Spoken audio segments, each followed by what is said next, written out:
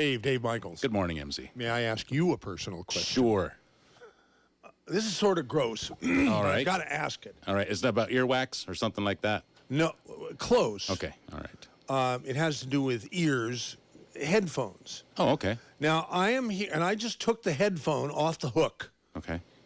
And before I put it over my ears, I was thinking, God, how many hosts do we have here? A pant load of them, right? Yeah. Some of them are pretty gross, too. Yeah. And so, the personal question I was going to ask you is, do you bring your own headphones like anybody with half a brain should around here? Now that you mention it, that might be a good idea, but no, I don't. I just strap on whatever's in here. Because here's what I always do. All right. I spritz some PureWorks on my hand, and then I slog it all over each one of the ear cups, you know? Okay. And I figure, what more can I do? I mean, that should be enough, right? To protect my precious, precious, precious ears from contamination and earaches. It is a very good way. Infections. It's a very good way to kill a lot of the bad stuff out there that can get you sick, MZ. That's right. Yeah. Okay. Well, so much for that personal question.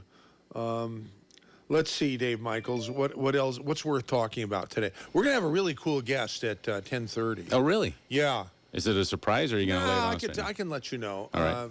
Who knows more about talk radio and the radio industry than anybody? Michael Harrison. That's the guest. Really? Yeah. 10 Yeah, o'clock? we're going to have him for from 10:30 until 11, and we're going to talk about. And I mentioned this to you. I think I did. Maybe it was in a dream. Maybe it wasn't real. But I'd like you in on this discussion too, because you are going to play a very pivotal role in the future of talk radio, at least for KSCO. All right. Right? Okay. So, and I know, and I wouldn't ask you except that I know that you are not a human, you are an octopus, a multitasking phenomenon. I do like to try to get as much done as possible, yes. So when you're in the Dave Cave, I think you can continue to help people with their deals, and participate in this discussion on the future of talk radio. And we only have him for a very short time. It's really hard to get Michael, and so we're not going to take callers then, because I want to have as much time for him. But we'll be able to talk with callers afterwards. Good. All right. Sounds like good. that. So Sounds for good. next hour or so. Okay. Now I want to thank Jeff Bosshard. All right. For what? What did he do? He sent me an email this morning that said, "Forward when they come knocking." Okay? All right. And he says, "Gotta laugh, nervously perhaps." Now I'm going to click on this, and it's a YouTube, but you don't need to see the thing, because it's what is said on the YouTube. It's the audio. Okay. It's a short audio thing here, and I think I've queued it up, and I hope it's going to play nicely here while it's coming up. In any case, Dave Michaels, I would like to think that this is something that's worth playing and starting the Saturday special off. But wouldn't you know, nothing is happening. The screen is just white. Now we need to go to community by community, neighborhood by neighborhood, and oftentimes door to door, literally. Now we need to go to community by community, to the neighborhood by neighborhood, protected from the virus. You recognize that voice. Can I help you? Oh, hi. I'm with the Biden administration. Do you have a minute for me to tell you about the non-FDA approved injection we desperately want you to get? Why the hell are you knocking on my door? I'll take that as a yes. We've been reviewing your medical records, and it appears as though you haven't gotten the... That's illegal. Indeed.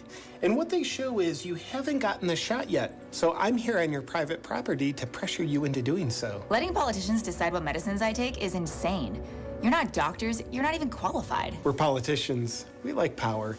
And we feel that qualifies us to do whatever we want. It absolutely doesn't. What I put in my body is my choice, and I'll consult my doctor over that because he knows me personally. Because it's a medical issue. No, ma'am. This is more of a political issue. You can trust us. You're part of the government, and you work for me. And you being here is a complete infringement on my rights. You need to read the Constitution. At the Biden administration, we don't believe in the Constitution. It's not really how we want to govern, so you need this shot. The fact that you really want me to get this thing makes you look really, really suspicious. Thank you. You don't even know the half of it. And the more you push this thing, the more I doubt the safety. Oh, no. When you look at this spreadsheet with our profit margins, you'll see that what we're working with here is totally safe for business. And the long-term clinical trials of an hour and a half are squeaky clean. You have nothing to worry about. It seems like you just want control. For your protection, yes. Thank you for seeing. We're just looking out for your best interests with our propaganda campaigns, censorship, and now me being here knocking on your door. You're welcome for all that we've been doing. Are people dumb enough to believe that? Some are. Now, I would really like to stab you with this needle and inject what's in it that you have no control over into your body. Absolutely not. I kind of just want to do it anyway. My body, my choice, you creep. That's not the way we see it. At the Biden administration, we look at it as your body, our choice. It's kind of a Bill Cosby-inspired mentality we've adopted. Get off my property now. Get the off my property. No. I don't understand. Are you saying you don't want the shot that you've chosen not to get? Wait. While I'm here, do you mind if I confiscate all your guns? Go ahead and try.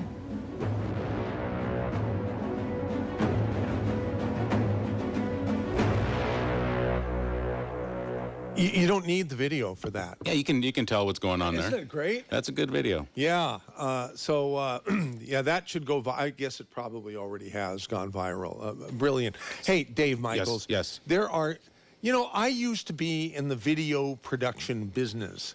Let's see, from 1973 to 1985. So about 12 years, I guess. Okay.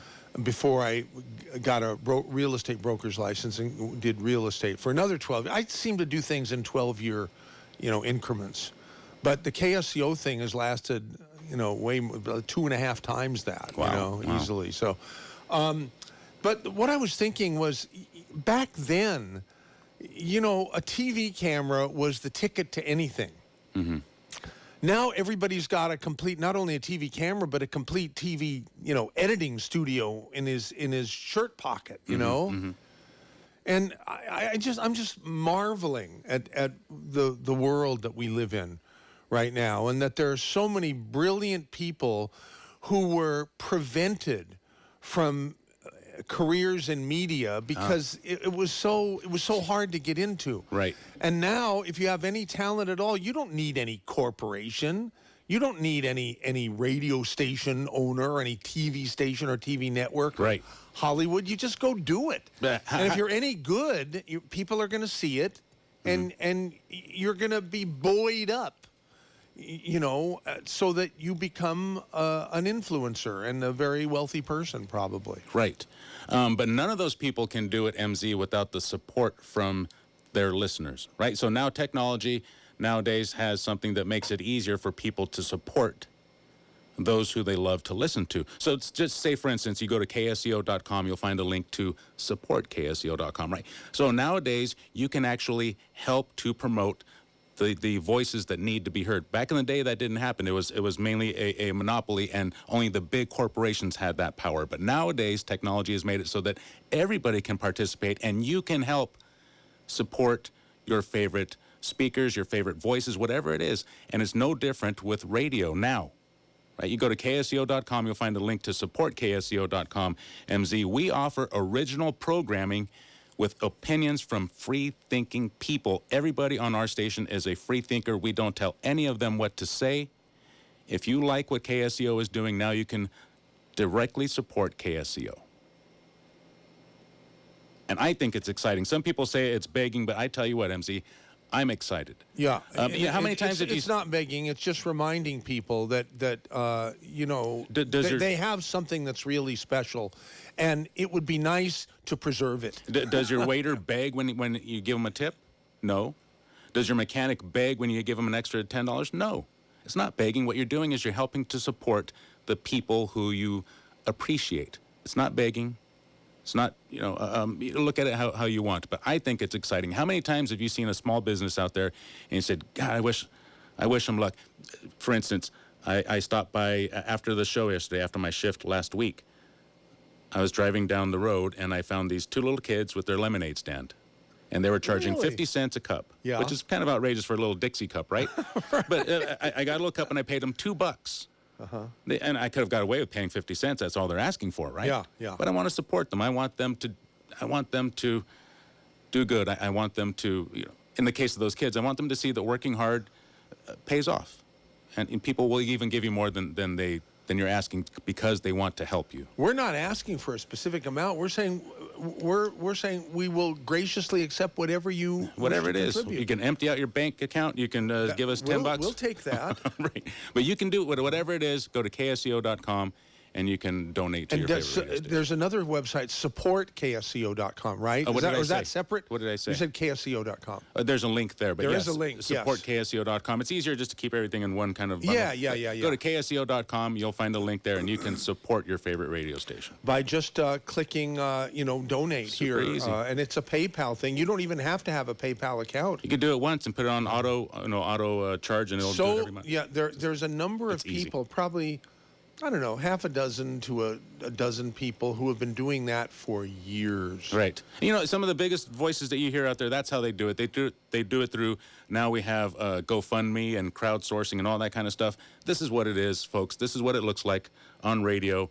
You can support your favorite radio station. I say support, not, we're not,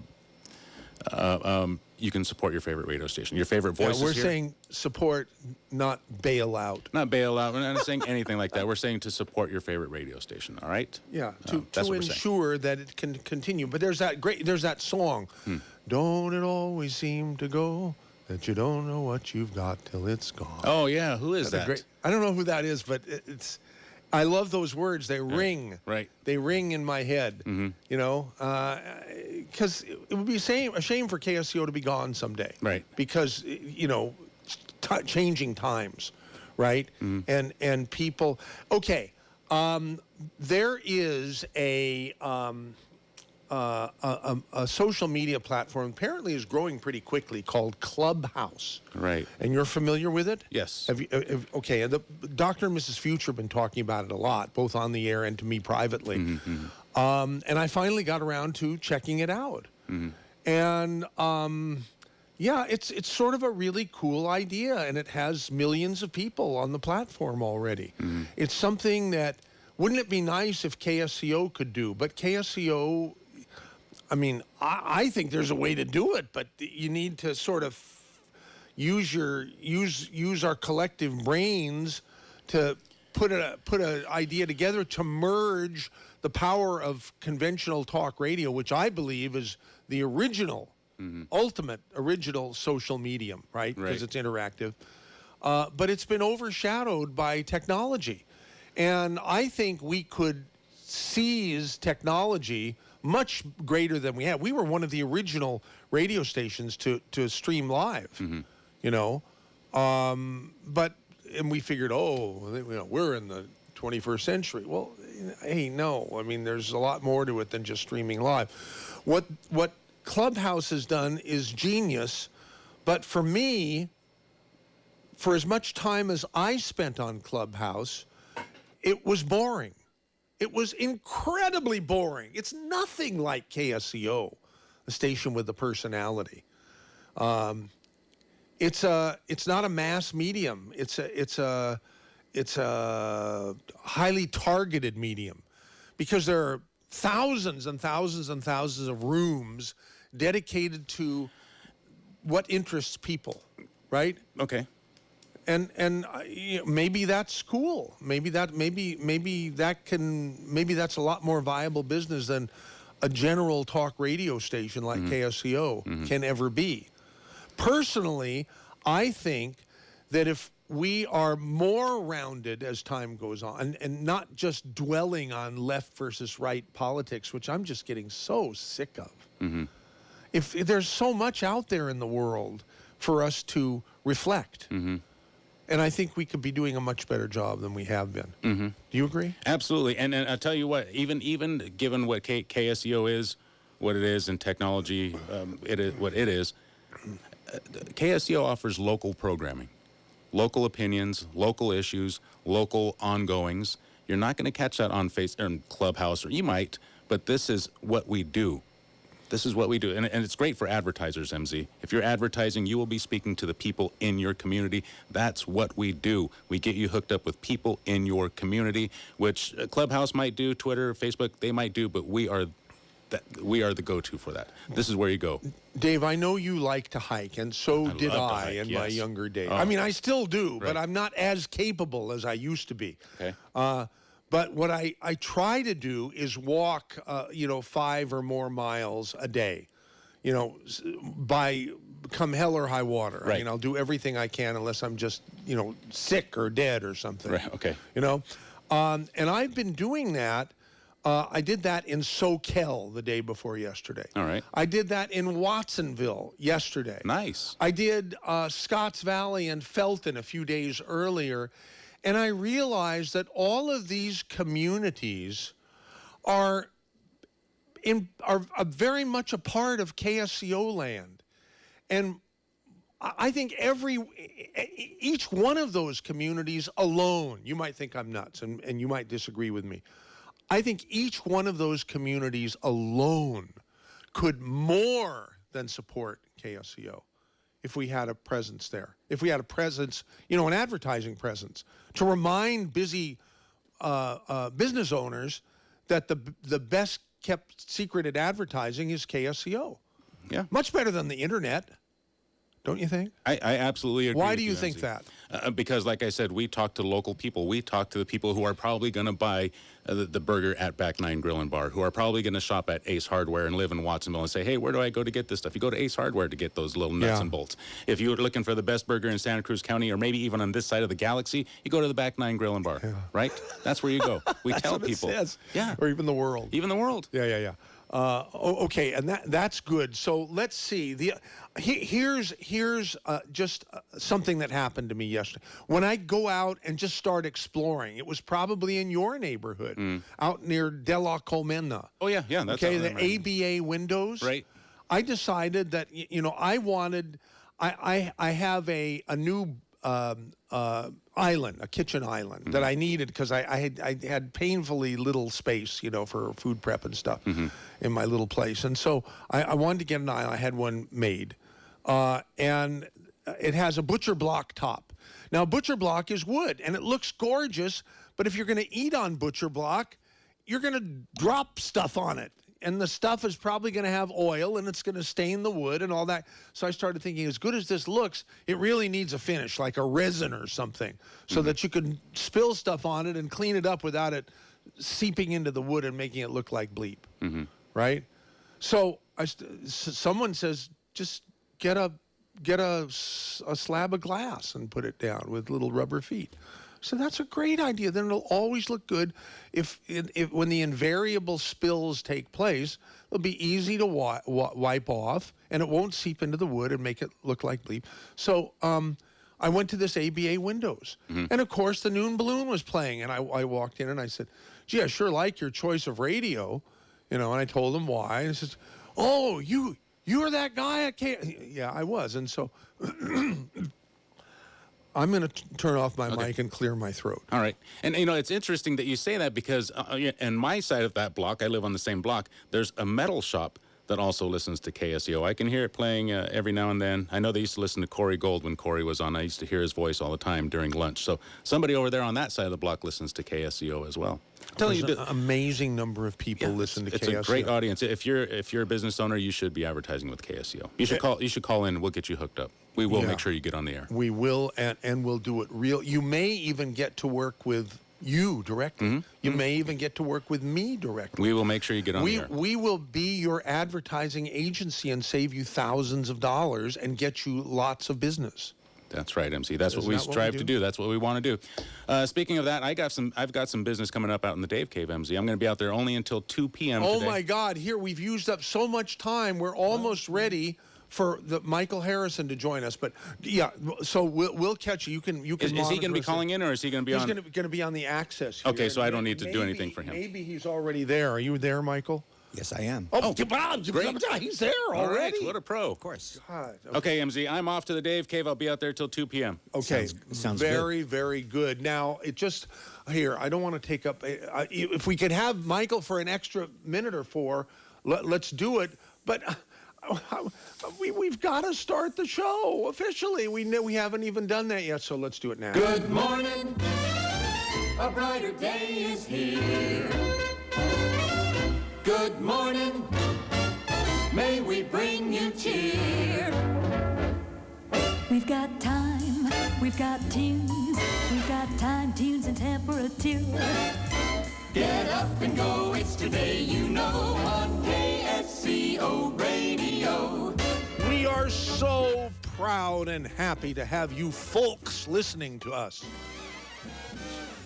My brother got mad at a real estate person once because he said, "How are you folks doing?" And he didn't like being called folks. Do you mind being called folks? I think it's sort of nice. It's sort of folksy.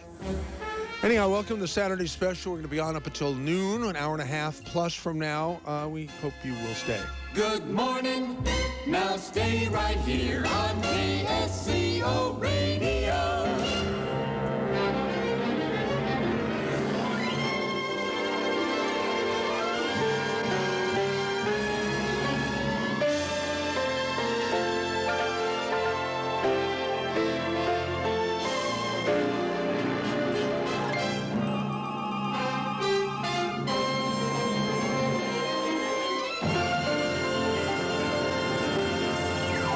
Okay, nobody knows more about talk radio than our guest and my good friend Michael Harrison.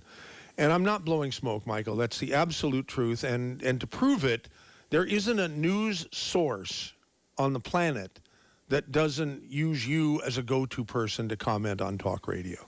Well, you're very kind, and that's for you to say, not for me to say. But I do get a lot of inquiries. You're not going to agree. Well, Yeah. I mean, come on. Yeah, you're absolutely right. It's amazing how expert I am. I'm hesitant of people who claim to be experts because I tend to think my philosophy is the more you know, the less you know. Right, And you don't claim that. And you're really one of the most modest people I know. It reminds me of a surgeon. I was having trouble with my Achilles tendon with my walking, and a guy I was walking with said, "Here's a guy. He's the best. He's the absolute best, and you got to go and have a consult with him, with some surgeon guy and some foot surgeon." Orthopedic surgeon, I guess, in Oakland, California. So I made an appointment. It took me 2 or 3 weeks to get it. And the first thing I said is, well, boy, I mean, everybody I've talked to who knows says you're the best and that you walk on water. And they said, well, that is correct, is what I said. Well, I thought that was a little weird. Isn't it interesting how many people will criticize the healthcare system and the state of medicine, but their doctor is the best. Their personal doctor is the. But proof of how there is no such thing as the best in terms of it being an empirical truth is look at how many medical careers have gone down in flames over the last year and a half due to the pandemic, and different doctors that were in the spotlight as the best or the authority or whatever. This pandemic has shown us just how subjective medicine is. And it's the same thing with all areas of expertise: science, engineering, history. The word guru scares me. When people say, oh, Michael Harrison is the guru, please don't use that word. Interesting, before you said people were complaining about the word folks. I like the word folks. I don't like the word guru. That's why I greeted the folks who were listening. Yeah, folks is a nice word, especially today when you don't know what to call people. Use. In New Jersey, if you go to a diner, the waitress will say, so what do yous want? The pluralization of you. But now with them and they and him and she and it, the political correctness that's gotten into the use of these words has made it even more confusing. As a result, folks is a great word, and I'm into music as much as I'm into talk. Yeah. Folk music. Think about folk music. Folk means down to earth people that you feel a connection to. That could be your folks, meaning your relatives, or hey folks, means nobody's going to go to an enemy and say, hey folks, we're going to blast you off the face of the earth if you don't comply. That's true. Yeah, so it's a friendly word. But so you're talking about radio? You're talking about talk radio? Is that the subject of the day on the Saturday I think special? so. I think, yes, definitely. And I was, before I talked with you earlier this week, for the first time in probably a month, because you're probably still recovering from your event. Yes. Talkers 2021. There wasn't a Talkers 2020. There wasn't an anything 2020, thanks to the pandemic. But it was a smash hit, and I feel just terrible that I wasn't able to attend. But if I will be at all the others, God willing. Yeah, God willing. Yeah. Again, Exactly. you never know. People that talk about the future as if it's a certainty. So I'm assuming that what I missed, a lot of the sessions must have talked about the changing role of talk radio, particularly in this phenomenally growing world of social media. Well, everything has changed because of this world of social media. Social media is the media, back to the word folks. Social media is the media of the folks. It's not necessarily the media of the big platforms, the big corporations, or the masses. Masses meaning one broadcasting to many, as opposed to one broadcasting to one-on-one.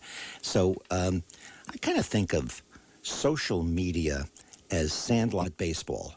And mainstream media, not the political sense of it, but the big platforms, as being Yankee Stadium and the Yankees or the Dodgers or the Giants. Or if you look at the world of publishing and writing, everybody having a word processor, typewriters and word processors and computers with keyboards, everybody having access to the technology of being able to publish their own book, doesn't necessarily mean we're going to have the great American novel. It just means we're going to have more amateurs playing in the game. So I think that talk radio can survive and can thrive and can continue its function as being a one-to-many medium, no matter how big social media gets. And I think that the people in the radio industry, the people in the newspaper industry, the motion picture industry, all industries that have roots in the 20th century but are now facing 21st century disruption and competition, have got to realize you're the Yankees, you're the Giants, you're Major League, you have a big stadium, you charge high ticket prices, people come there because they want to see the best. They want to experience the game in its fullest capability. And you shouldn't get too hung up on the fact that lots of kids are playing in the park. And if anything, it only makes the big leagues better when there's that farm system of podcasting or people writing their own books or making their own movies on their iPhones and all the things that are going on. It only makes the big platforms better if the big platforms remember that their role is to be the big platform. Ooh, I like that. And there will be more cream to rise to them. Exactly. That's what I think. See, I'm not as stupid as I look and sound. It's being stupid is somebody underestimating your intelligence. Well, I've learned that over the years. No, KSCO is for smart people, for intelligent people only. Stupid people must change to another station immediately. I love it. Yeah. And so, by design, we've come up with that. Listen, I want to ask you something. It doesn't really have too much to do with future of talk radio, but did you hear me talking to Dave Michaels how I was out walking? I don't know if you were on that. I caught about 3 or 4 minutes before. You missed this. I like to go on walks every day. Yes, and I like to walk through different neighborhoods that I might have been familiar with, but not really. You really get familiar when you walk in a neighborhood, not just drive through it, right? Ain't that the case? Yes. And so I did that at Soquel on Porter Street. I was eating at one of my favorite places to eat. That would be Carpo's, that has the second best, and it might be the first best because the real first best, Crow's Nest, might still not have their salad bar open, but Carpo's does, and their salad bar is just great. and they make the best soups there. Anyhow, it's one of my favorite places to eat. I ate there by myself, and after I ate there, I said, well, that was a healthful, it didn't bloat me or anything, but now it's time for me to get, mile 2 through 5.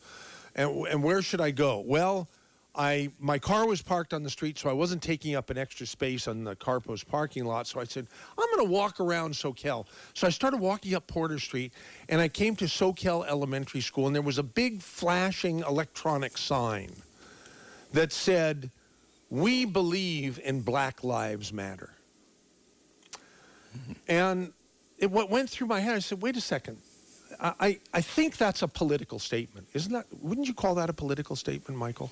Well, it depends on the exact wording. Did it say we believe in Black Lives Matter? Yes. Or did it say that we believe that Black Lives Matter? Two very different interpretations. Think about it. What did it say? Oh, geez, I can't. You know what? I took a picture of it. I'll tell you right now. Yeah, I will because tell you right that's now, key. Because you said we believe in Black Lives Matter. That means it's political. They believe in the organization, and any organizations are political. Believing that Black Lives Matter is a very different. Okay, all it said here. The first. There's a rainbow behind it. There's big block white red letters. We believe, the first line. The second line, Black Lives Matter. That's what it says. Well, they played it. They played it close to the vest. Maybe I'm wrong. Maybe that's something that's spoken about quite a bit these days. I mean, it's in the news everywhere. So maybe it's perfectly reasonable and plausible and logical.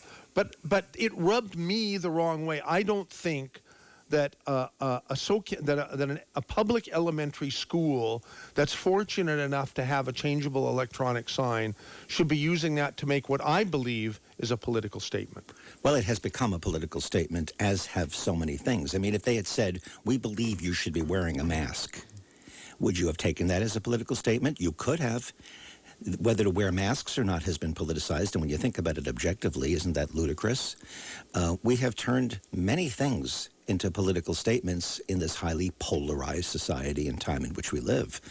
To say, I believe in equality, I believe that Black Lives Matter, I believe that people should have equal opportunity under the law, well, that's political, but it's based on the very basic tenets of the United States Constitution and the founding of the nation. Sort of like we oppose pollution. I mean, I guess that could be considered. Yeah, but we oppose. Who would disagree with that? So somebody who thinks that if you are so bold as to make the statement you oppose pollution, that you're tied into some type of political organization that's environmental in nature, that affects taxation on businesses, closing of businesses, changing of business processes, things that might hurt the economy, and then and once money gets into it, it becomes political. And that's what's wrong, is that we do not have the clarity of thinking and the ability to communicate nuances that separate the political agenda from the underlying intent of some of these movements. There's nothing more frustrating than having a political idea, a meme, if you will, hijacked by ruthless and unscrupulous political forces. They hijack the wording, they hijack the name of the movement, and then suddenly you find yourself being against something that in your heart you're really for. Yeah. And that's what we're living with right now. And I enjoyed your program. I always enjoy your program when I get a chance to listen to it. I'm talking about the Michael Harrison Rap that runs on this station from 6 to 7 p.m. on Fridays, just hours after it's off the press. And one of the topics you discussed yesterday, as expected, because it was a big news item, was the Trump lawsuit. Yes. About freedom of speech. And you and I have had many conversations in the past. We are totally on the same wavelength. And when I heard that Trump filed that, I'm a Trump supporter. I know I don't know whether you are or not, but I know that I'm clearly a Trump supporter. And when I saw that, I said, wait a minute. He knows that these private platforms aren't violating his or anybody else's free speech. And that's exactly what you guys talked about on the Wrap last night. Yeah, we talked about it honestly. Yes. We talked about it. I spoke with Steve Wiseman, who is our resident cyberspace legal expert. But the fact of the matter is that, of course, Donald Trump knows that his lawsuits are ridiculously unworthy based upon the Constitution. And he knows that, but he's playing the game because a lot of people in this country who are not that astute about the letter of the law and how the Constitution works, in other words, a low information base, he plays to their fears and to their ignorance. And this is not against Trump. This is what he did. I'm telling you what he did. Absolutely. And when he was president, he was a lot more honest, I thought, when he said we need to withdraw their protection under Section 230. That's a legitimate discussion. Yes. Totally. But violating his freedom of I love Trump. I really do. But that's BS. It really is. Well, you could love Trump and also say something he does is BS. That's healthy American discussion. Yeah. As opposed to having a cult worship of a leader that is right no matter what because they say it. That's scary. That's Stalin. I was surprised. He could have come out with this lawsuit and said they should be they should lose their 230. No, that's too complicated. That's too complicated. People glaze over when you talk about they should lose their 230. No, they're in violation of my free speech. They're bad, and you play to that. No, he wouldn't say it that way. He would say they should lose their insulation against lawsuits. Everybody understands that. You don't have to say 230. Yeah, perhaps. But let me tell you this whole idea here. Let's turn it around. Okay, here we are. The president of the United States is dumped by one of the major platforms out there. That's a private company, just like KSCO, just like Talkers Magazine, just like the San Francisco Chronicle or the Washington Times or the Wall Street Journal. It's a private platform. The president of the United States does not get time on it because they don't want to put him on because they don't like what he says. He says, this is an abridgment of my freedom of speech, and by the power of the government, we're going to force you to do it. And everybody goes, yeah, because if they could censor the president, what could they do to us? Which is, I'm sorry, folks, but that's stupid thinking. Because when the president of the United States is forced upon a private platform, doesn't that sound like Russia? Doesn't that sound like China? What do you mean you're not going to put Xi Jinping on in your local newspaper? You're not going to put the president of China in, and the government forces you to do it. That is exactly what people want to happen here by wanting the president to be able to have access to any private medium because it's his God-given right. The First Amendment protects the private company. No, you and I are totally on the same page. And I wish people knew that. I'm amazed at how many people are not. They don't understand that. No, they don't understand that. And even after we're explaining it now, and because you and I have had they don't want to understand it. They don't want to. We live in a time where people seek victory as opposed to truth. And whatever will get us to where we want to be, whether we're liberals, whether we're conservatives, whether we're Giants fans or whether we're Mets fans, we will do whatever it takes to get to where we want to be. We'll cherry pick information. We'll eliminate other information. We'll jump on things that we know are out of context and state them without explaining the story. This is what our society has come to. And I hate to say it, this is what talk radio has come to. And this is what we have to think about. And it didn't have to come to this. That certainly wasn't my plan, and I've been a complete failure in that regard. No, you haven't been. No, I'm not fishing for compliments. It sounds like I am. But I have been a complete... We're all complete I always wanted the radio station to be used as a medium for civil discourse and positive change. And I've been the station has been a complete failure. Why? And when it stinks from the head. Why?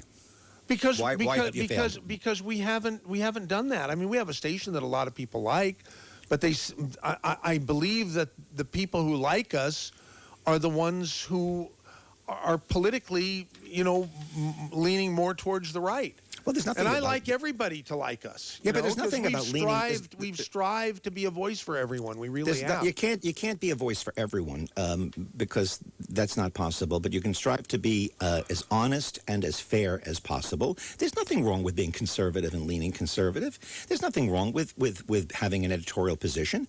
There's nothing wrong with only being conservative, as long as you do so in a way that's intelligent and within accordance to the facts, so that you're not misleading misleading people, amplifying what they think if it's wrong, or worse yet, pandering to them, preaching to the choir, What telling about, people what they want to hear. Okay. What about the big tech then? Big tech media. I think big tech is isn't too that- powerful. Too powerful. Yeah. Too powerful. I think that there's a lot of truth to what Trump is saying. I just don't think he's correct about it being a First Amendment issue. Right. Okay. Exactly. I couldn't agree with you I think more. that we've reached a point where they have become vital to some people doing business. They have become vital to the communications process, which means they're no longer I could take them or leave them type of a situation. As a result, they wield so much power over business and lives that they have to have some type of new regulation that's in sync with the technology and modern times. Now, who Hey can there. argue with that? No, you can't argue with it. It's absolutely correct. Okay. Well, so I'm not going to be bothered by the sign that I walked past the other day. Well, you shouldn't be bothered by it. You should be happy that you live in a free country where, well, it was a public school, did you say? Yeah.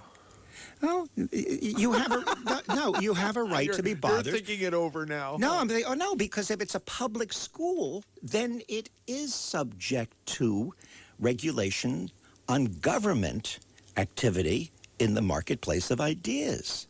And if taxpayer dollars are being used to perpetuate what has become a political meme, Black Lives Matter is now political. Whether it's right that it is or wrong that it is now political. If you can make a case for that, then you can make a case that the public schools should not be using that on their neon sign. And there's no place. That's all that went through my head when I walked by. Well, that makes total sense. But we're talking about it coming, at an intelligent way, to understand what are the elements at play here. What are we considering? The same thing has to do with what's called prayer in schools. The First Amendment not only offers you freedom from government censorship, it also offers you freedom from government involvement in favoring one religion over another. Religious freedom, separation of church and state, is also in the First Amendment. And when schools show favoritism toward one religion over another, and they're public schools, a case can be made that they are abridging certain people's First Amendment rights to have freedom of religion separate from government interference. And yet the argument that is made is that they're banning God in school and they're taking away our freedom of worship. No, they're not taking away your freedom of worship. They're taking away the freedom of the school board to be able to use school funds and school curricula to favor one religion over another. But that gets abstract, and people don't stop to think about these things. And that's why I believe it is very important for this country to survive another 245 years, is that we educate people on civics, social studies, history, the law, business, all of these things that children today are woefully uneducated about, so that they could be good citizens, because you can't run this machine called the United States of America if you don't have an owner's manual, if you don't know what buttons to press to make things happen. If you just start pressing buttons, you'll break it. And it's broken right now. How do we fix it without getting killed? We fix it by, first of all, coming to grips with it in our own lives and not engaging in any activity that we realize is fraudulent for the sake of gaining a foothold in politics or business. That's one. Be honest wait to a yourself. second. Wait a second. Specifically, this example that I've raised, okay? It is a public school. Mm-hmm. And It shouldn't have Black Lives Matter. We support Black Lives Matter, or we believe Black Lives Matter. It should not be on a public school ground because it has become a political football, and therefore it does not belong in a public school. They should practice integration. They should practice teaching the Constitution and the Declaration of Independence, that certain truths are self-evident, that all people are created equal, blah, blah, blah. All that stuff is very good foundational material. But to specify a political organization or a political hot potato is not something that a public school should be doing at this time. would you have the nerve to say that publicly? I'm saying it publicly right now. Which I think you just did. Yes.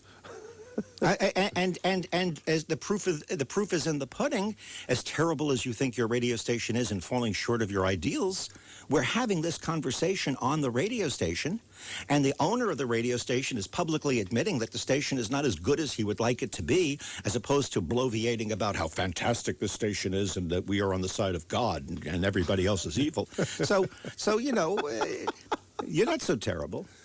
Oh, thank you. Yeah, so well, that's a compliment. You know? Well, it is a compliment. And I like compliments. The more, the merrier. We all like compliments. I like compliments. In some cases better than I like money. Well, that's because man cannot live by bread alone, or persons cannot live by bread alone. That expression has a tremendous amount of wisdom. So listen, do you think that should become an editorial position? Because Definitely, it should always have been. It doesn't mean you can't have people. No. This particular example about Black Lives Matter on a public school sign. That's what I'm talking about. Not really. And the reason? The reason being, because I believe that, and you believe that. I would do it as casual conversation, like we're doing now. Yeah, or is it on the edge of becoming more than casual? If you turn it into an editorial position, or you turn it into a cause, or you make it into a talking point, or you elaborate it, or you put it in your own neon, then you are exacerbating a contentious position that only feeds into the argument and doesn't solve it. So that means, by that thinking, and I respect what you're saying, Michael, by that thinking, we should never do an editorial on something that is controversial. No, you should do it in a way that isn't... without taking... Well, you got to do... I don't mean to interrupt you. You can't take a position. You got to say this, and then on the other hand, that. No, you can take a position, say it's a position, but not necessarily do it as the main product of the radio station whose purpose is to keep people fighting with each other. You know, you got to be. This is more a style. Well put. I don't want to keep people fighting with each other. That's the point. It's like people that get up in the morning. That's how I say. That's why I say we've been a failure, because we've perpetuated people fighting with each other. Yes, you have. Yeah, and I'm ashamed of that, when it could have been the other way, which is what I always wanted. Well, it can be, and the fact that you're ashamed of it is a step in the right direction. Remember, the Founding Fathers said, in order to form a more perfect union. They didn't say in order to keep this a perfect union, in order to promote that we have a perfect union. It was basically saying, we're screwed up. We have slavery. We have inequality. We have all kinds of problems with this new country, but let's strive toward having the arc be toward freedom and enlightenment, not toward repression and darkness. And that's all you can do. That's all any human being can do, or any organization to do, is be heading in the right direction, because we're never where we're supposed to be. Yeah, okay. So I guess... Well, why do you seem frustrated by what I said? No, not frustrated. I'm sighing because I'm agreeing, and I'm feeling maybe that's okay, here's what it comes down to. I'm going to make a provocative statement. Do you think that what I'm saying would not work if that became the policy of a talk radio station in 2021? Do you think that your ratings and your following would be less by taking a more intelligent and fair approach? Quite the contrary. Well, the only reason I think most media does it, including Donald Trump with his ridiculous, disingenuous lawsuit perpetrating a myth that the government, that Facebook is taking away his First Amendment rights, is because he's doing it for self-gain. He's doing it for self-gain. And what Trump doesn't understand is if he didn't do that kind of thing, he could have been the greatest president of all time if he only didn't shoot himself in the foot with these types of selfish, disingenuous maneuvers. And that's the way I feel about Trump. I neither hate him nor love him. I love some of the things that he has stood for. I hate the fact that he's so self-destructive. Okay, that's fine. So, so what? Make your prediction of talk radio. Okay, they were predicting the end of movie theaters. You know, when television came on the scene, and they're still around. I think that the fate of talk radio is in the hands of the people that own and operate talk radio. That being said, for them to continue to succeed, they have to not be terrified by alternate forms of media, but embrace them and use them as an extension. Well, that's what I want to do. That's exactly what I want to do, and that's what Dave Michaels wants to do here. Well, keep the station, and keep the radio aspect of it as the center of the hub of the wheel, and have all of the other media extend from it, expressions of it.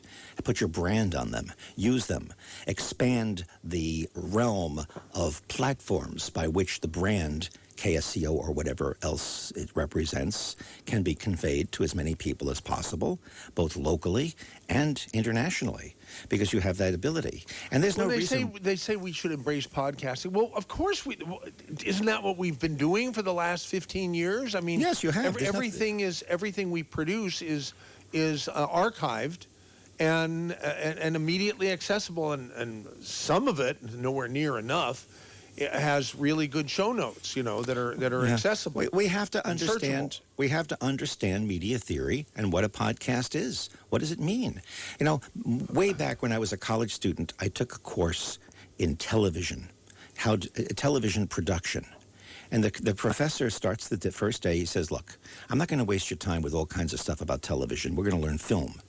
I said, what? I'm here to learn television.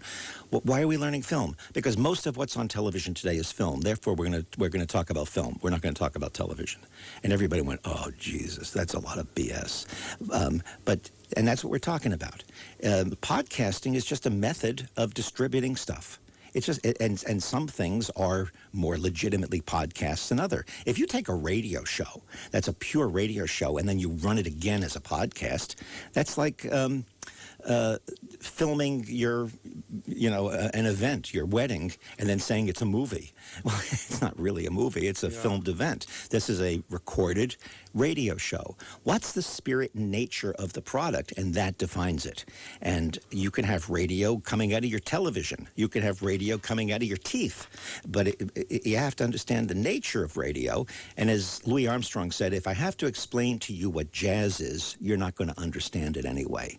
It comes down to media theory. And podcasts are podcasts, but radio is a unique, complex, iconic genre that supersedes whether it's on AM or FM or satellite or online. It's a genre. Make a prediction about the value of broadcast licenses, please. Well, obviously, broadcast licenses are not going to be as valuable in the future as they have been in the past because they no longer are exclusive monopolies on a certain scarce asset. So the value of the stick, as they say in the business, is going to continue to come down, and the stick value will be more tied into the influence and the monetization, the profit and loss of the entity as a business. So to totally base an investment on buying a radio station for the stick value, meaning for just the value it has the license, is not a good investment. But to think that that means that the radio station cannot have tremendous value in terms of influence and the ability to contribute to a larger entity making money, that's to underestimate the value of the stick as a business going forward. I know it's a complicated answer, but that's the answer. And I think it's a good answer. Yeah. So I'd like to be very positive about the future of KSCO. Oh, you should be. Yeah. But the future of KSCO is totally dependent upon the effort put into it by the people that own it and or work at it. There's no free ride. There's no free ride that because it exists and we have it, it's going to do it itself. These are systems. When people buy a business and they go, "Oh my God, it's not making the money," they said, because you're not buying something that's a cow. Michael, I want to thank you. I want to have 5 and 15 knots along with wind waves 3 to 4 feet. Hour 2 of the Saturday special is coming up next. Remember, I'll be out in the Dave Cave until 2 p.m. today. Every Saturday, 10 a.m. till 2 p.m. is your chance to go and pick up a great deal on your favorite longevity products. We would like to give a shout out to Larry, who just stopped by to pick up some OsteoFX. MZ, hour 2. Well, yeah, Dave. Well, I'm sure whatever you're thinking is correct. You know who that is? No. say, I wish I'd thought of that. Now, wait a second here. Let me explain who.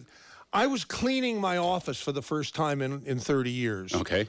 The other day, and I came across the ass licker.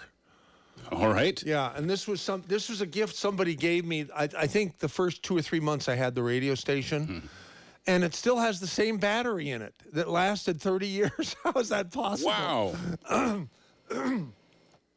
How would you describe this, Dave Michaels? It's like a plastic. It's a bust of somebody who with a big, It looks like a bobblehead, but that doesn't bobble though, right? The head Yeah. doesn't but it looks like that. Yeah, but it's a smiling guy in a suit with his arms folded, and he's an ass licker. He agrees with everything. He sucks up to the boss. All right. I forgot who gave this to me, but I've always enjoyed it until I forgot about it for 5 or 6 or 8 years at a time. What can I say? When you're right, you're right. Every time it senses things that you say. All right. Yeah. How do you do it? It's just everything he says. It's just ass licking, right? All right. I couldn't agree with you more completely. How many? Oh yeah, I'm behind you all the way. Say, wouldn't you love to have those kinds of people working for you? I'm sure whatever you're thinking is correct. Sure, whatever you say, MZ, has got to be right. Hey, I wish I'd thought of that. Okay, well, so much for our... Hey, when you're right, you're right. Okay, I'm going to turn off the ass licker. But I enjoy looking at it because he has a smiling face and is probably a phony person, probably. Sure. Because, I don't know, those kinds of people strike me as phony. Mm-hmm. Do they strike you as phony, too? Yeah, I mean, yes. I mean, they're not very fun people to hang out with. But if you're someone like me who enjoys compliments, I should probably want to surround myself with these kinds of people because they tend to compliment me. And me, compliment is my drug or alcohol, drink of choice, right? Compliments. Well, MZ, if you like compliments, it helps to feel good about yourself, right? You carry yourself better when you have a good attitude. People pick up on that and say, hey, and it kind of rubs off. It's contagious.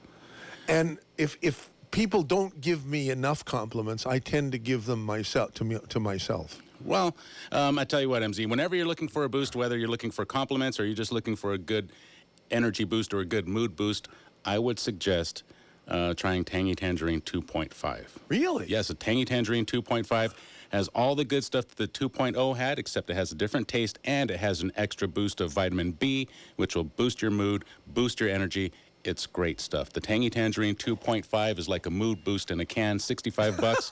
Whenever you want a good mood boost, MZ, you just mix it with some water, and there you go, buddy. Mood boost in a can, Yeah, or in this case, a canister. There you go. Or possibly a stick pack for those of you who like to travel and like the convenience. Anyhow, we need to officially open hour number 2 by doing this. Oh, hello, darling. I hate to hang up on you, but I'm sorry, baby, but I have to go. It's time for that wonderful record show. I'd love to visit, but you'll have to call back. KSCO has the inside track.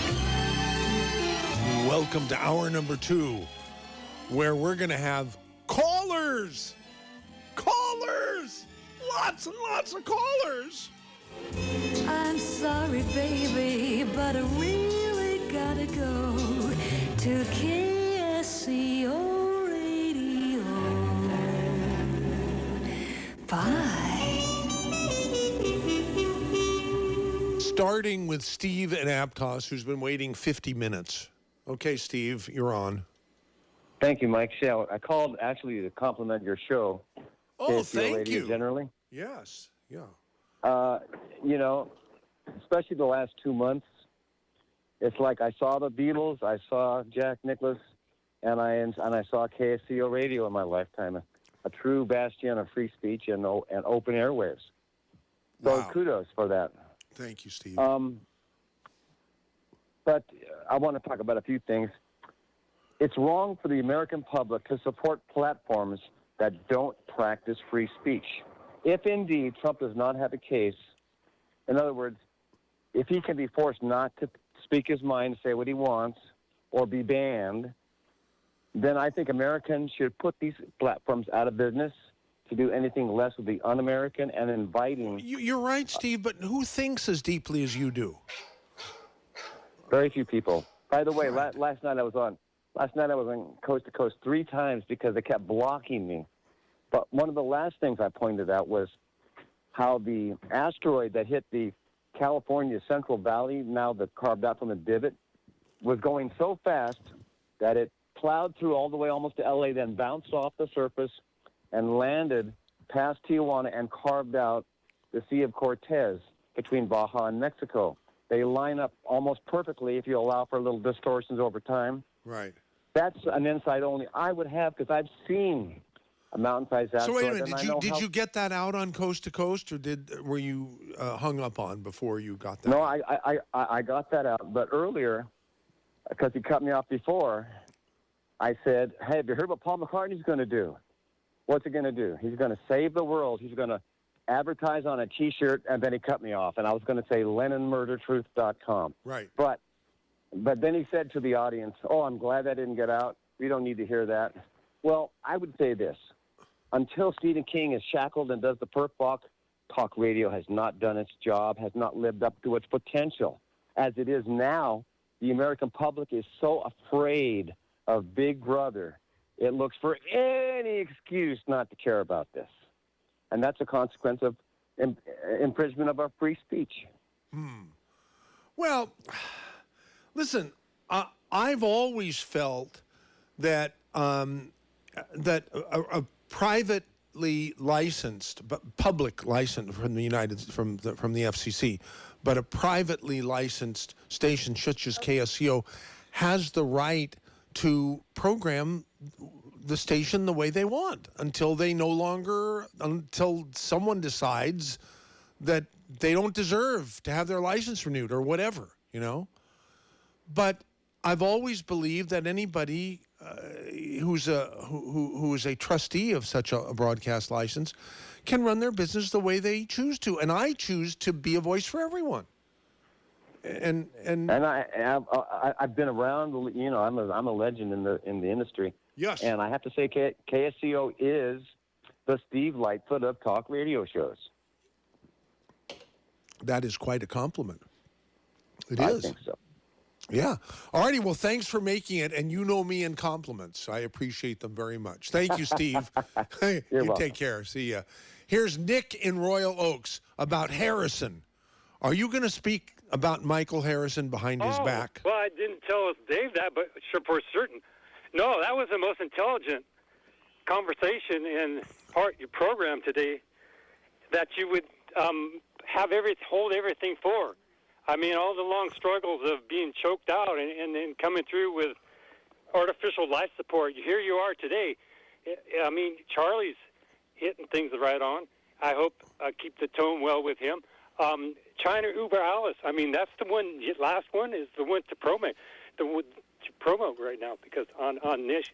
I have to listen to that. I was only able to listen to the first 20 minutes of the program, and I understand something happened. There were some strange callers, apparently, that are of some concern, like maybe the CCP is on to KSCO and China Uber Alice. Oh, the callers were right on with everything. I mean, it's just what you're looking for. I mean, you wouldn't. There was something you were talking about with Mike. Well, we don't want to make the CCP mad at us because we might end up dead someday. No, I mean, Olson, didn't he get taken off of... he was taken off, yeah.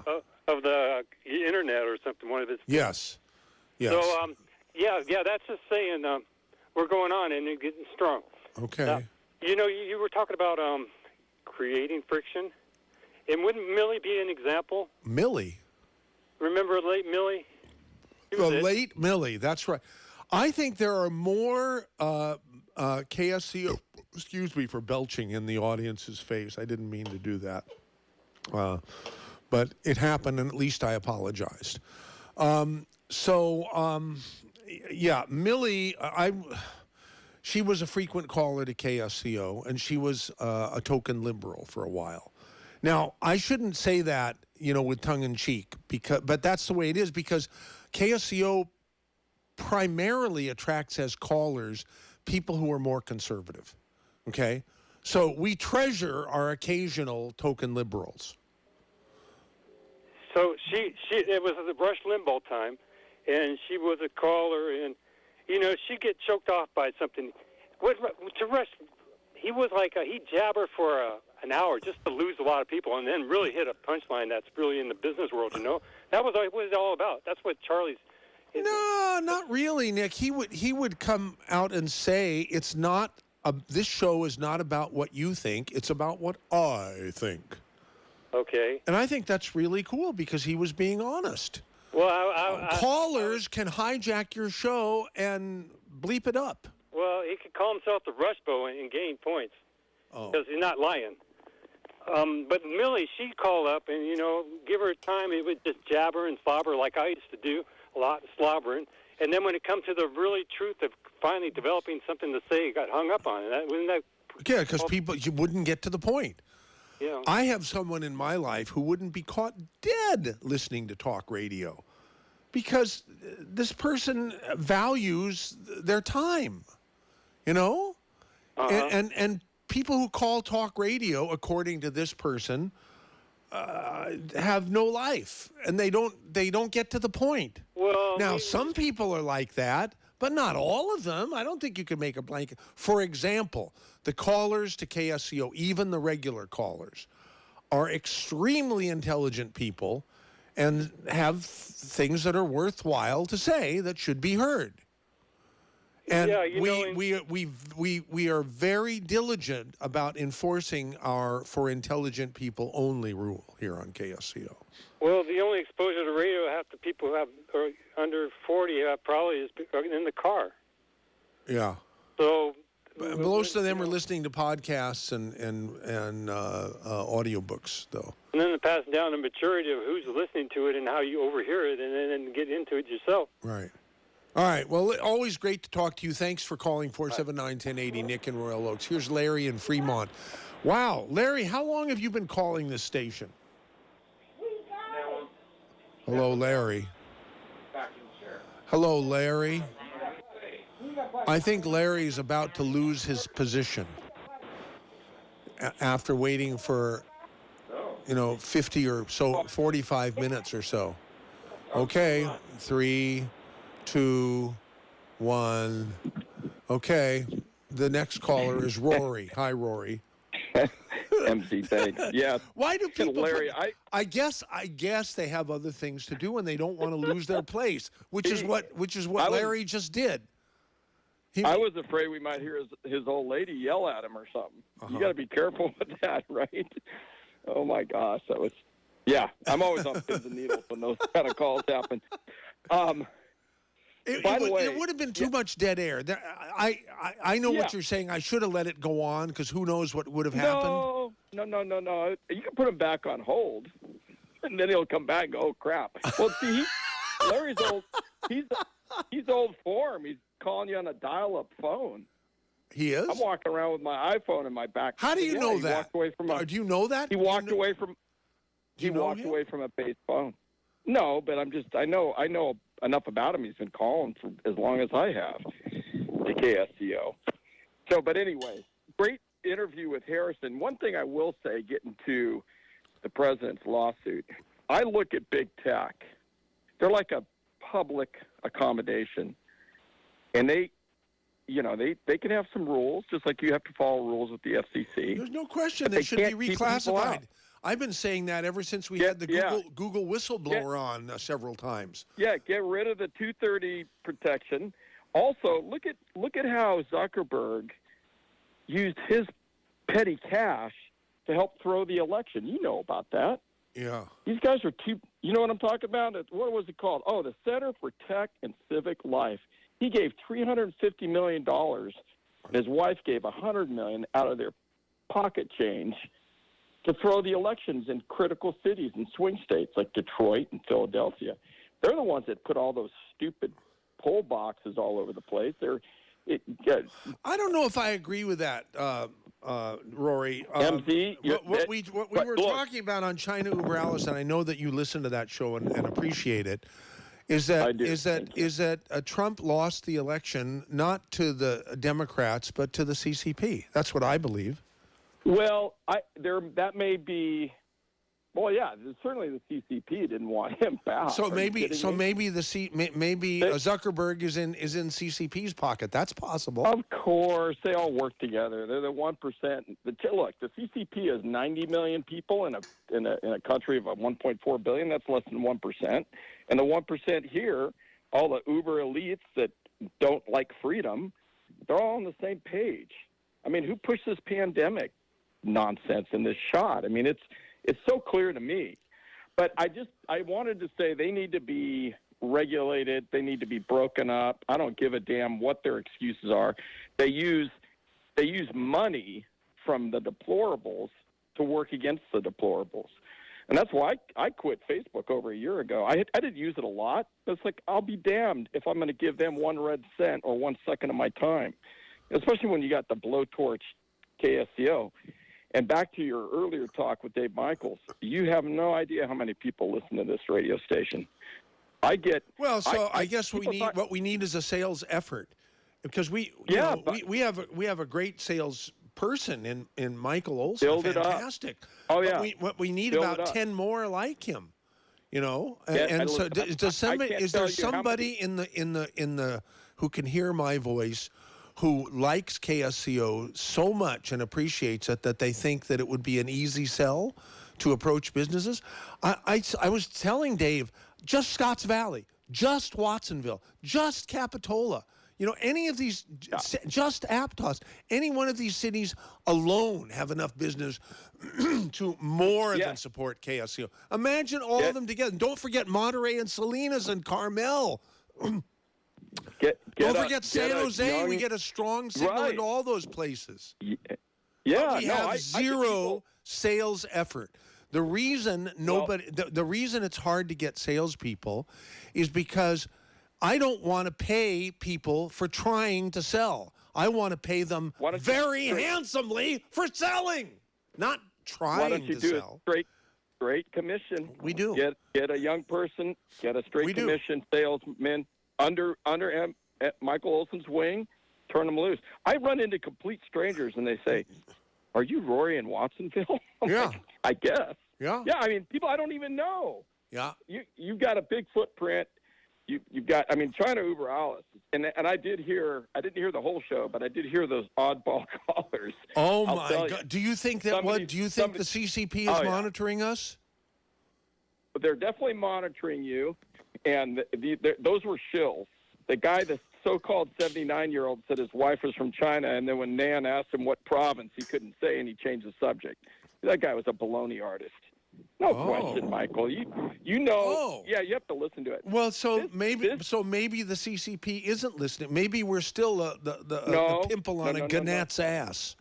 No, I'm sure. Do you think we're gonna? Do you think we're? I think we should have a huge impact, because I think people are belching and farting when they should be scared bleepless about China. That's what I think. I don't know about scared bleepless. We got to get rid of the traitors that are in our government and our business and in academia. That's a fact. There's no question that China's here with their minion, their spies. One guy I heard said there's over 25,000 Chinese spies in the U.S., and that doesn't count the up to 300,000 students that are here that are obligated to tell the government what they know. I don't know if anybody was aware of that. Any student from China that's here, they're obligated. If the government asks them for certain information, they're obligated to tell, or they'll make life hell for their family, and they'll revoke their privileges of coming over here and studying. Mm-hmm. So without bogging down in all the details, you're definitely on their radar screen. I mean, you should be proud, and you should go after. I'll be proud instead of frightened. Yeah, and anyway, so I just want to say, hey, the tech companies, I hope they get reamed, and they need to be broken up. And one last thing I'll say, that the president on January 6th, okay, he went on Twitter when he realized what was going on, and people criticized him. Oh, it's 2 hours late. He went on Twitter. He said, "Stop what you're doing. Go home in peace. This isn't right." And it was up on Twitter for less than 3 minutes, and they took it down. Okay, because he said, something they didn't agree with. He said that the election. I'm not conceding. So he said something they didn't agree with. They took it down, and then he gets criticized for aiding and abetting an insurrection, so-called. And I had this discussion with Gary Shapiro. I go, who shows up for an insurrection with no guns? Yeah, I heard that. No Molotov cocktail. Yeah, it's like, well, that's ridiculous. So, in fact, I think you had that. I think you had that interaction with Gary on this show last week. Am I right? Am I right on that? Yes, you are. You see, you got your memory. Keep taking the memory FX. So anyway, I'll bail out. Let Larry call back. Larry has called back, and all right. But he's been waiting 5 minutes and 29 seconds. But Colonel Terry, who wants to talk about Justice and Lightfoot, has been waiting 11 minutes and 13. Okay. MC. Oh, that was the other thing. Should I put Larry ahead of Colonel Terry, or not? Or should I punish Larry because he put the phone down? No. Larry's a good guy, and Larry's a good guy. Put him first, but save the little toy, the sycophant. I'm not going to use the crude language you use, but the yes man. Save it for when Colonel Terry calls up. Well, he's on the line right now. Colonel Terry's on the line. Well, I know, but when you get him on, have the little yes man ready to go. That is a hilarious toy. I can't believe the battery's still good after that. Made me laugh so hard. I've never changed it. It's amazing. Yeah. Oh, how many? Must have like a couple hundred of those, right? A couple hundred? What? Well, how many different yes men comments? Oh, there's only there's like 8 or 9, I think. Not very many. Oh, they're hilarious. You should use it on the callers. I think it'd be hilarious. All right, all the best. Okay, good. Take care. Thank you. Okay, so I was going to go to Colonel Terry in the order. Hello. But Larry, Hello. Wait a minute. Larry, this is the Larry in Fremont who's been calling for years. Larry. Hi. Larry, is this the Larry in Fremont who's been calling for years? Or is that absolutely? That's okay. Good. I recognize the voice now. So, what happened before? We came to you. Remember? What? Remember, I told you I'm in a nursing home. Yeah. I got accosted by the nurses. You can't say no to a nurse. Oh. Now when I ever get out of here, and it looks like I'm going to be getting out of here. I'm not a lifer. So when I get out of here, maybe we can do a show about nursing homes. Wow. I mean, if you want to do it on the phone, man, because I've seen it. People, I'll tell you all kinds of stuff about nursing homes, but I've seen it from the inside. I've seen the good. I've seen the bad. Believe me, there is some of both. It's not all bad. But before you let your mother, father, uncle, aunt, beloved elder go in a nursing home, there's a lot of stuff you need to know, a lot of stuff to look out for. And we can either do it on the phone if you know. Well, are you able to drive? Am I able to? I could drive. Yeah. However, I don't have a car. Oh, okay. Well, no, I'm in a nursing home. I know we can. I'm in a nursing home. I don't go anywhere. Right, but I mean, when you're out, when you seem to be optimistic that you'll be out, I could. Yeah. It's better to have you come here. Probably not. Okay, but it's no big deal. Probably not. Okay, we'll talk about nursing homes. Is this a cell number that I've taken a photograph of your phone number? Is this a good number to reach you? No. What you do if you call that number, ask for my name or ask for my room number. Okay, what is the room number? 29C. 29C. Okay. How long do you think you're going to be there? When do you think you're going to be I have no leave date. Oh.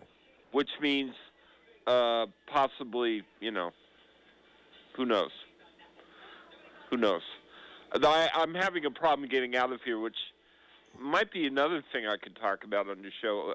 I can't get out because I don't have documentation. Oh, okay. Wow. I definitely want to talk to you more. Do you use email? That's another problem. Wow. I do. That's another problem. I don't want to get in all this. Okay, that's fine. So why did you call, Larry? Okay. I called to talk about radio. Okay. Here we go. Okay. So, first of all, your dilemma about maintaining your station. I have a solution, but it's one you might not like, your guests might not like, and your listeners definitely won't like. Okay. Or they'll love it or they'll love it once they understand. Once they understand, they'll love it a lot, but they might not understand. Well, what is it? My solution is go non-commercial. Now your guests there might say, well, that's impossible. You can't. A commercial station can't become non-commercial. Well, I'll tell you right now. Most other than college stations and religious stations, most non-commercial stations were commercial stations at some point. Almost without exception. Well, the exceptions are religious and college stations. Yeah.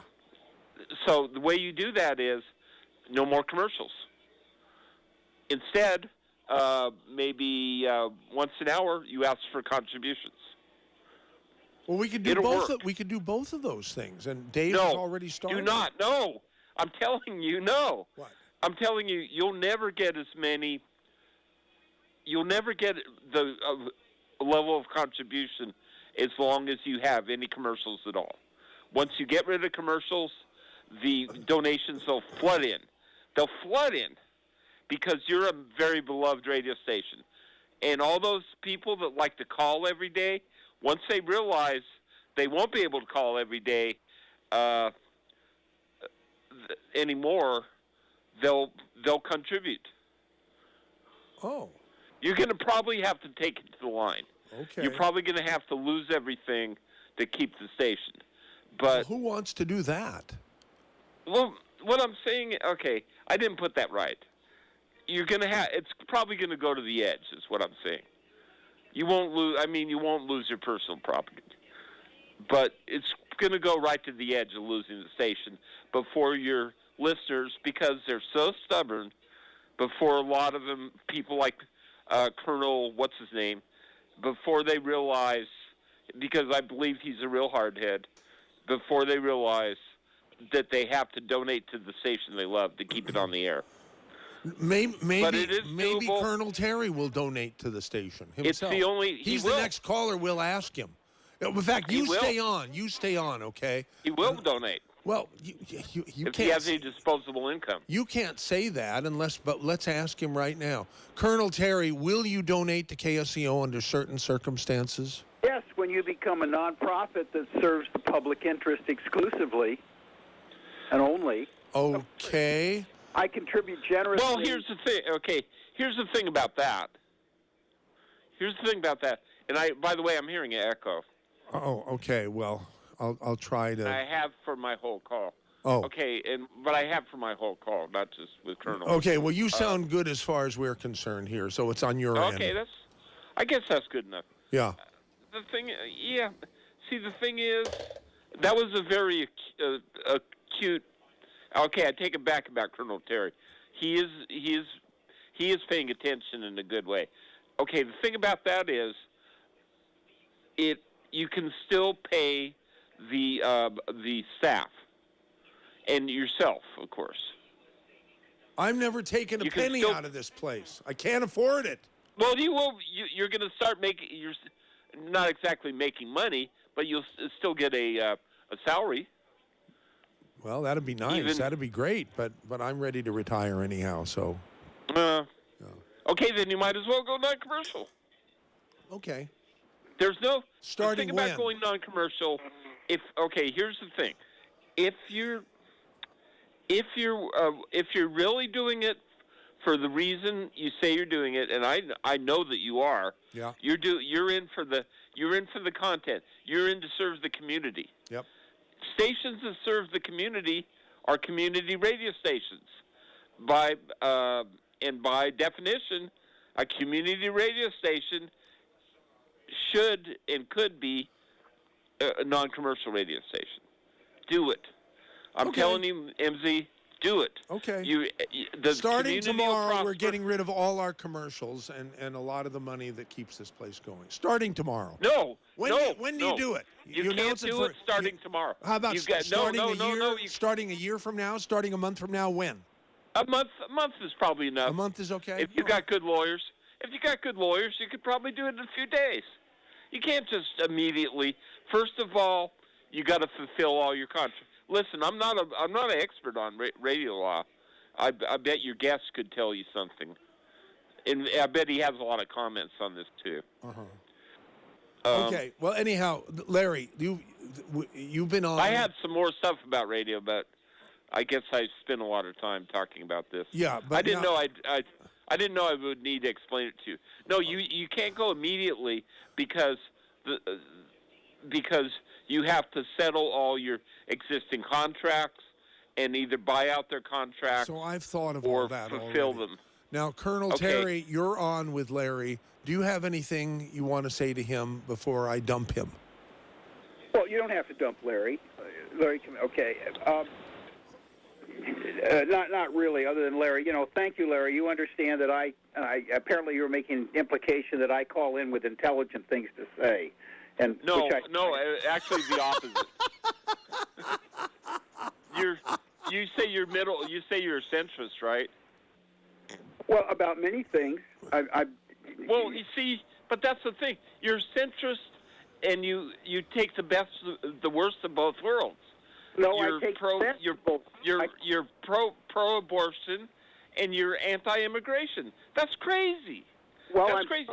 I have one coherent political view, which is pro-life.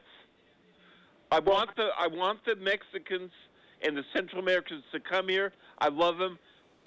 Bring them all in.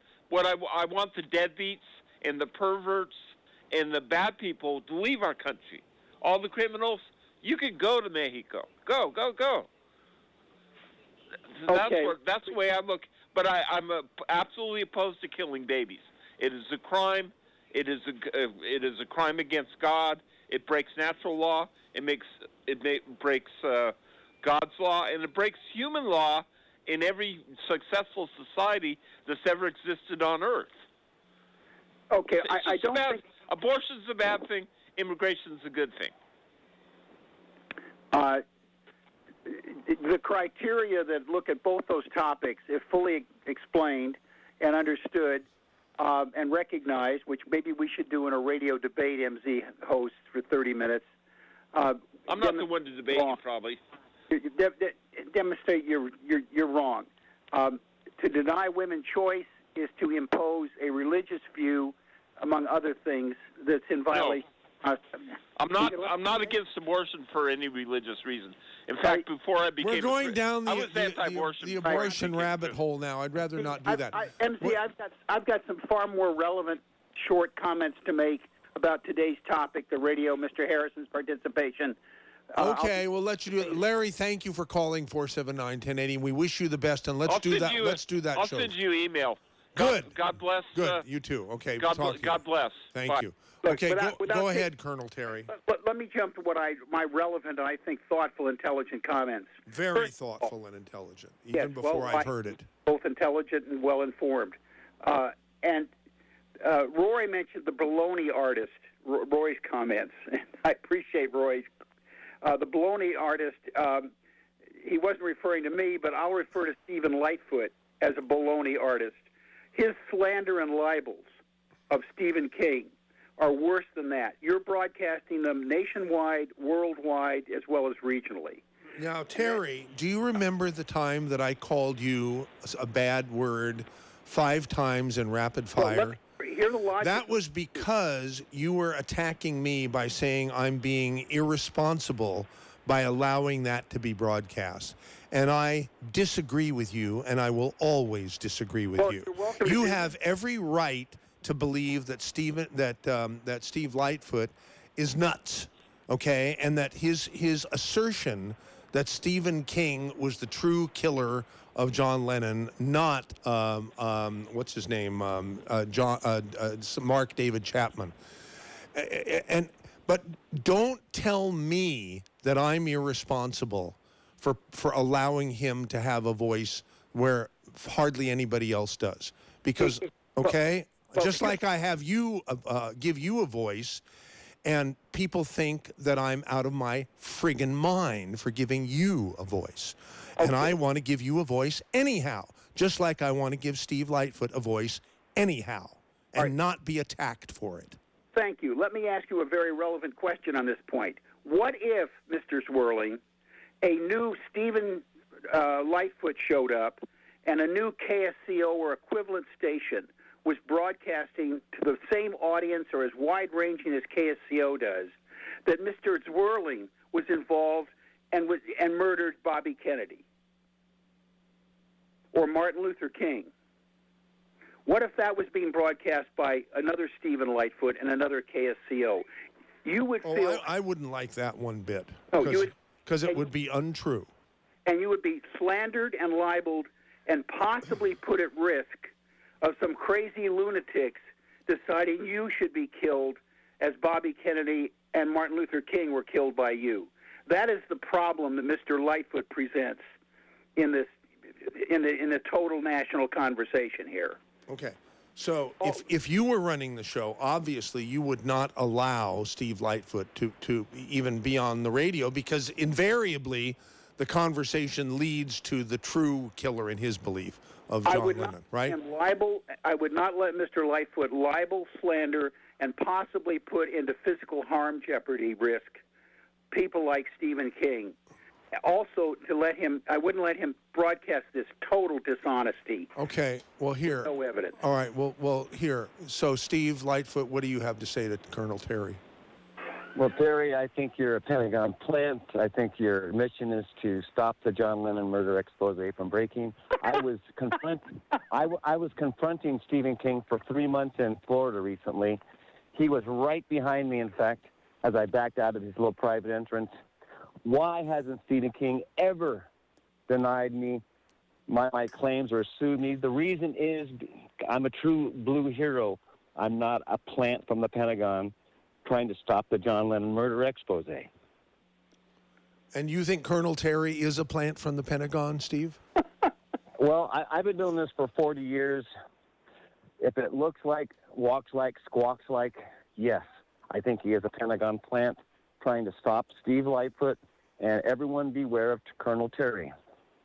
But I will admit if you were, wait a minute, Terry, hold on. There's plenty of time for both of you guys.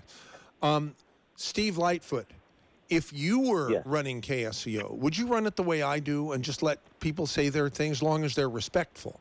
Now, I guess Stephen King probably doesn't think you're very respectful if you're accusing him of murdering one of the most beloved humans that ever lived. But way back when I started, Richard Nixon responded. You know what he said? Everybody knows what I did.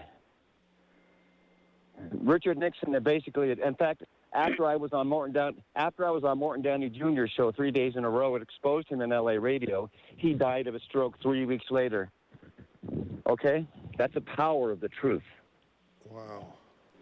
Okay. Go ahead, Terry. You wanted to say something to Steve. Well, I'll let you get other people calling, but I'll end with quoting Rory, baloney artist. And Mr. Lightfoot, you presented no evidence that's credible, believable, or support. No evidence of your claim. I have presented evidence. Where? I have on your website, right? 70% of the bold print headlines in Time and Newsweek for 3 weeks surrounding the murder plug in like a toad about Lennon's murder. At no other place will you find that.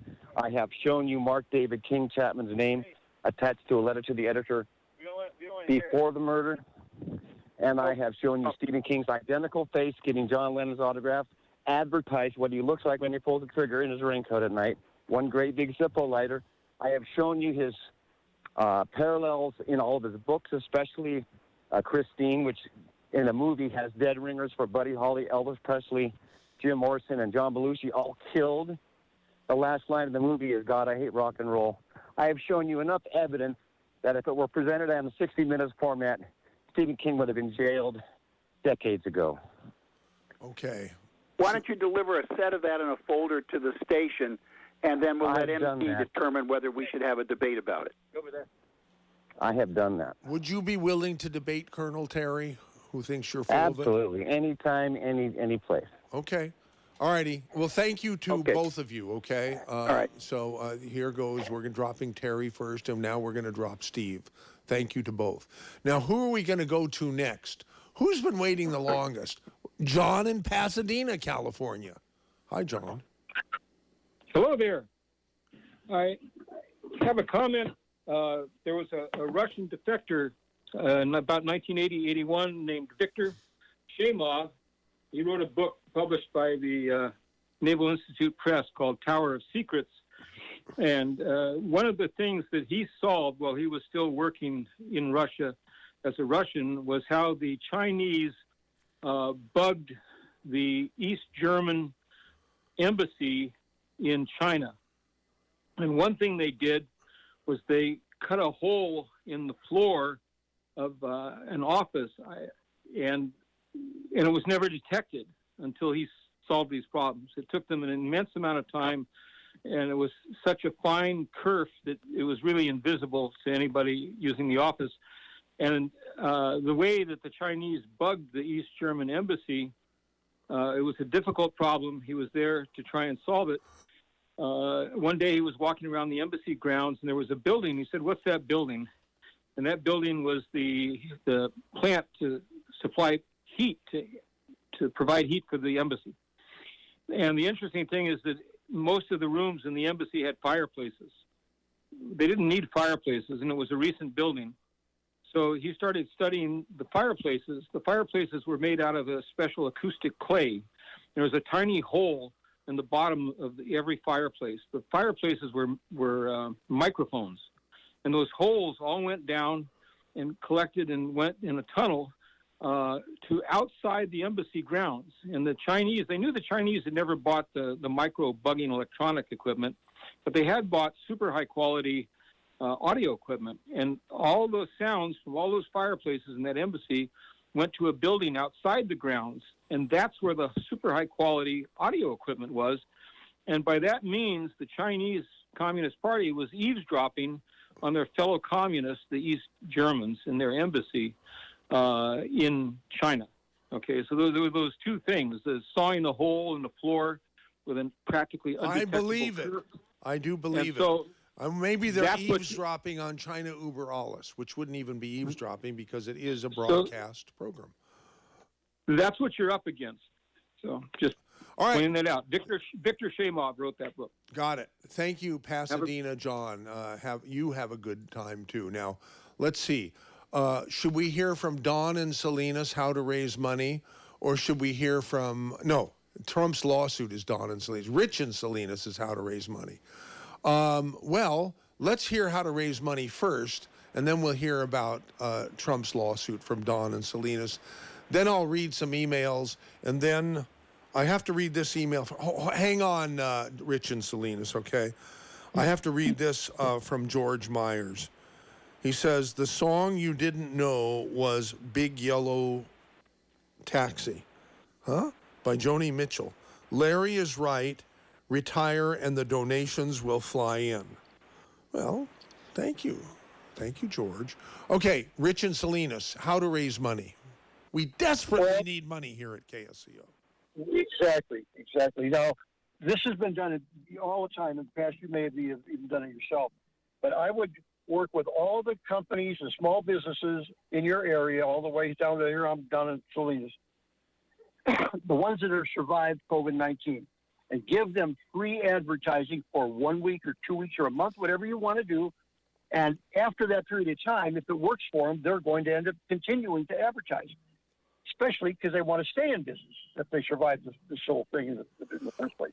What are you gonna do with the existing advertisers who've been loyal with us for years and years? How do you, if we're giving brand new people free advertising, I can understand an introductory rate, but I can't understand free because that's poking the people who have supported us for years in the eye. And if I were one of those people, I'd say to hell with you, KSCO, I'm gone. Think about it, Rich and Salinas. Think about it. I've thought about that. The whole idea is once you give somebody something, if it's working for them, whether you give them a TV and if you don't like it, we'll come pick it up in a week. And nobody ever picks the TVs up because people want to keep the TV once they got used to it. Okay. Same thing with everything. Well, let's work on a variation of that theme and address the obvious concern. Appreciate I don't know how many spots you have to fill at this point. If you could fill up the remaining. Oh my God, we have 168,000 slots to fill. These are for businesses that survived COVID-19, and you're helping them stay in business. Restaurants or small businesses of mom and pop businesses. Okay. Those are the ones we work with. We'll discuss. Dave Michaels and I will discuss this with. It'll work. And then he'll discuss it with the staff. Okay. All right. Okay. Thank you very much, Don in Salinas, about Trump's lawsuit. Yeah. What I support wholly Trump's lawsuit because what Trump's going to do, win or lose, he's going to expose this fact. As Colonel Terry exposed to you, the left hates free speech. They think that any message out to the people must be controlled and metered out by them. You are absolutely correct. Yeah, and what's going on is the social media is in the deal with the Democrats, and what they're doing is this: they go after the Democrats' enemies, they cancel them out. And in return, the Democrats are going to write the regulations for these social medias to keep them monopolies, to keep their monopolistic control over social media. And this is going to be exposed in that thing. That's why you heard the Harrison saying, oh, poo-poo on this lawsuit. Nothing's going to happen. He's hoping nothing's going to happen because he's part of that message. Was that a kind thing to say about my good friend Michael Harrison? Do you think Michael Harrison believes in the fairness doctrine? No. You really don't think so? No. Well, then I take that back then. Okay. Good. Yeah, but what is going on is a deal with the devil. And Trump's going to expose it. Yeah, he's doing what he needs. And I think Harrison understands that, and I think he communicated that very well today. Yeah, and you know what I really laughed when I heard you try to explain to Colonel Terry exactly what free speech is, and he's completely oblivious to it. Yep. Okay. Well, at least he and Steve Lightfoot may have a debate. I think it's going to be a debate on all kinds of things, not just the Lenin things. But anyhow, thank you for calling. Okay, Don thanks. in Salinas. And it looks like we have somebody else now. Who is this somebody else? Hello, who is this? It's your favorite phone number. Don't you recognize me, Michael? Oh, it is a favorite phone number. Yeah. You're that lady. Eileen. Right. Okay, real quick, Eileen, because I gotta read some. Real quick. Okay, this is how you guys make some money.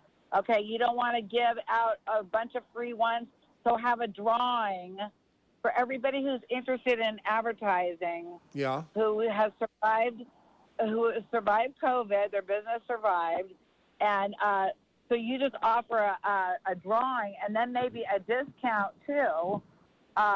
People could get varying amounts of discount in accordance with what they win in the raffle. Okay, and then you get all those people who are interested parties all their information, and then you can advertise to them ongoingly. See? Oh. And even like interview them before and after on the Saturday special. Mm-hmm. Like the success that they've had in advertising with you. How that? Oh yeah, testimonials. I've been saying that for years. There's a lot of people who are advertisers who will record. The fact that they're regular advertisers must mean that the advertising works, and I'm sure they'll record testimonials, especially if we play them because they're doing a favor for us for free, you know, and then that's more exposure for them. Exactly, and you give your established clients another opportunity to win their own raffle. Right. You have an exclusive raffle for your established clients, an appreciation raffle. Oh, wow. Are you listening, Dave Michaels? Okay, to Eileen. She has some pretty cool ideas. Thank you, Eileen. I appreciate your call to 479-1080. Regarding President Trump's recent lawsuit, this is a email from Larry O'Neill. It says, Dear Michael, I understand that you may disagree with President Trump's recent lawsuit about big tech supposedly violating his and others' rights. Think about this. President Trump may agree with you, Michael. Did you ever think that this may be one of the early moves in a game of chess? Did you ever think that President Trump would agree with you? I think President Trump would agree with you 95+% of the time, as I do. I mean, as do I. Yes, indeed. This is a deadly serious game of chess in which President Trump will emerge victorious. Art of the deal. At least think about it, Michael. I know you will. As always, you know we love you, Michael. Your friend, Larry. And yet another, chalk up another compliment for MZ from my good friend, Larry O'Neill. Thank you, Larry. And should we have the guest of Tom Quinn on for this show? And do it sort of like a tease or a promo for the next show, Dave? I believe he just wants to hang on in order for his equipment to test out his audio equipment. Oh, okay. All righty. Well, then there are plenty of other emails that I didn't get to. Kathy, the senior troll, has wrote this 10:47 a.m. Are you kidding? The minute they hang a sign like that, it becomes political. Schools should keep their thoughts to themselves. They've gradually been getting away with telling children what they think and feel. Have you seen what some of them are up to? And no way is all the social media platforms the same as his magazine. They're not the same as your station. I don't think they've come up with what they really are because it's a new thing. No comparison to anything we've had before. And don't forget what they did to Parler. Another lefty pretending he's in the middle. Listen to him setting the rules for conservatives. Kathy, the senior troll. Was she talking about my buddy, Michael Harrison? I don't know, but she's probably talking about that sign that you saw at SoCal. Yeah, there's no SoCal question she's talking about that. Yeah. Yeah, and then it says, so he came back and changed what he said at first. But on another note, was that sign inside the school or hanging outside? It was hanging outside. Mm-hmm. It could have been put up by someone that has no connection to the school. School has been out for a few weeks. K the T. That's Kathy the troll. It didn't say K the ST, the senior troll. I saw that sign too, as well as Ron at the Bay Briar shop. He just wanted to stop by and say congratulations to you for standing up for against that, MC. Okay. Well, thank you, Ron, from the Bay Briar shop, and thank you, Dave Michaels, and thank you, the audience, the loyal audience that listens to KSCO on the Saturday Special in particular. KSCO Santa. Oh, geez, I got to write.